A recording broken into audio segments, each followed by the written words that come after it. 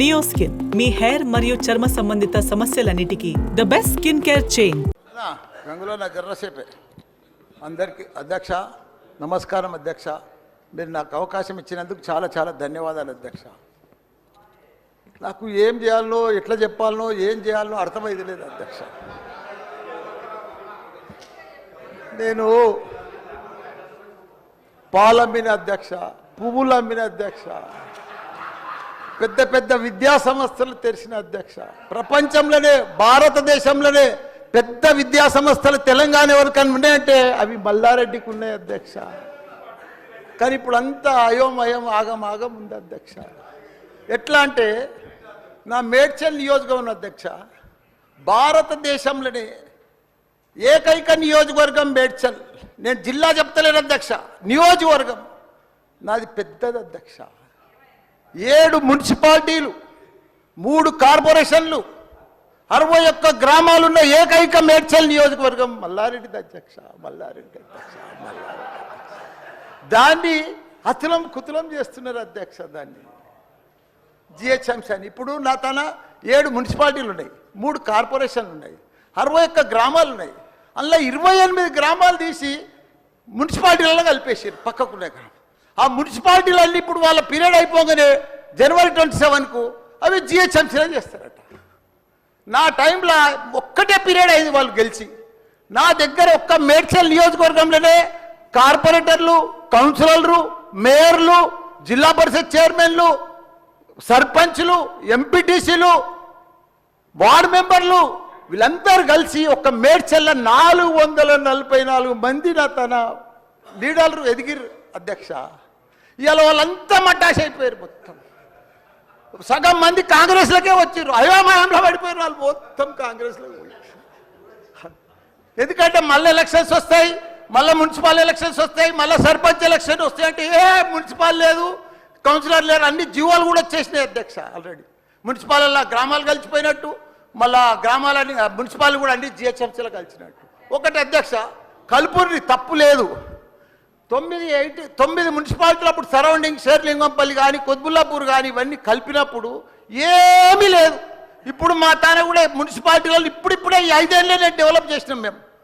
కానీ ఇప్పుడు ఇప్పటికి ఇంకా గ్రామీణ వాతావరణమే ఉంది, ఇంకా పొలాలే ఉన్నాయి, ఇంకా సరిగా బాత్రూమ్లు కూడా సరిగా లేవు ప్రజలకు, ఇంకా పెంకిటిల్లే ఉన్నాయి.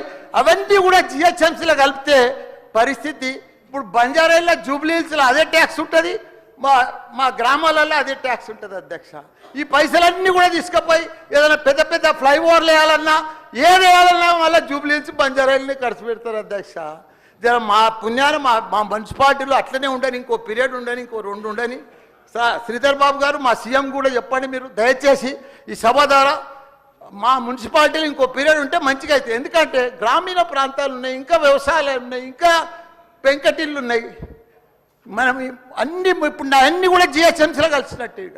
నాకు రూరల్ లేదు, ఎంపీటీసీ లేదు, సర్పంచ్ లేడు, కౌన్సిలర్ లేడు, ఓన్లీ కార్పొరేటర్. అది కూడా 20-30 వేలకు ఒక్కరు అవుతారు. 444 మంది పోయి 40 మంది కూడా గారు 8-10 మంది అవుతారు నా నియోజకవర్గం. 6,48,000 ఓట్లు ఉన్నాయి అధ్యక్ష. అది అయిపోయిందా, ఈ పార్టీకి అయిపోయింది. దయచేసి అది చెప్పినా మీకు అంత మనవించుకున్నా.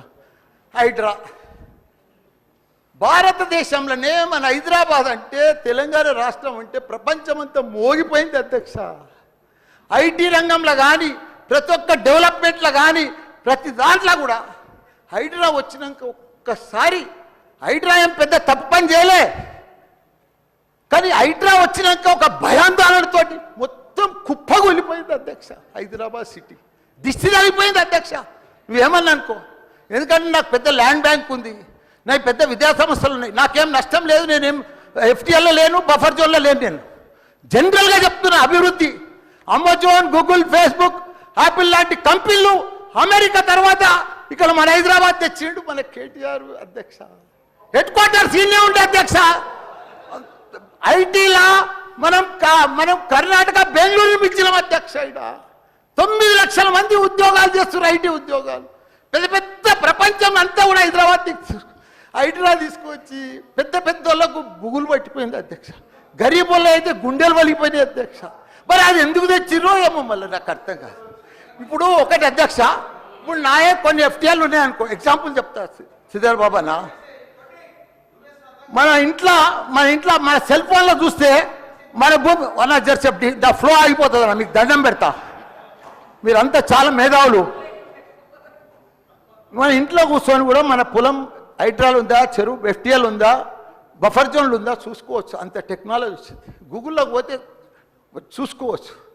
చూసి ఎవరెవరికి ఉందో ముందే నోటీసులు ఇచ్చి ఓపికతో అర్జెంట్ ఏముంది, తెల్లారి శుక్రవారం పొద్దుగల్లే పోయి శనివారం పొద్దుగల్లే పోయి కూలగొట్టాలని ఏముంది అధ్యక్ష. నిదానంగా వాళ్ళు కూడా మన తెలంగాణ ప్రజలే, వాళ్ళంతా కూడా మీరు ఓటేస్తేనే మనం మంత్రిలో కూర్చున్నాం. మనం అంత ఆదల బాగా ఆధార్ చేసేది, టెన్షన్ చేసేది ఏం అవసరం. మంచిగా నోటీస్ ఇచ్చి బాబు చేంజ్ చేసుకో, మార్చుకో, చూసుకో, నీకు ఇది ఇస్తాం, గరీబోడు ఉంటే ఇది ఇస్తాం, ఈ బెడ్రూమ్లకు అని నిమ్మడంగా చేస్తే అయిపోయాయి కదా.